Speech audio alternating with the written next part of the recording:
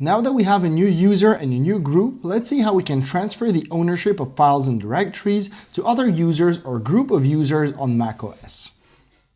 For that, let's start by logging in with our previously created account John Doe using the su command. From here, let's create a new directory called shared in the home directory of this user, create a text file in it called hello, and change the permissions of that directory only to allow for the owner to access it. Let's now open a second terminal window. You can use the Command T shortcut for that, and try to display the file using the cat command with our main user.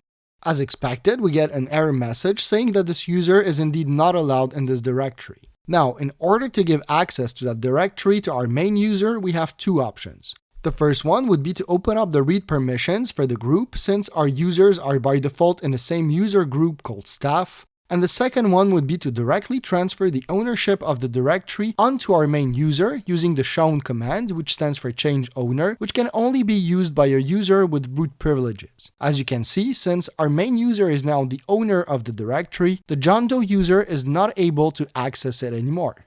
Last but not least, imagine now that instead of changing the file owner, we wanted to change the group owner in order to restrict the access only to the few members of that group. We can first start by giving back the ownership of the shared directory to our John Doe user, then open up the read permission for the group, and finally use the change group command to switch it to the developers group.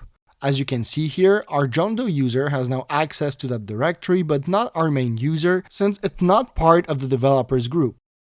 And that wraps it up for this part on permissions and user management. As these past lectures were a bit dense, take the time to rewatch them to make sure you really integrate all the new concepts we've just seen together.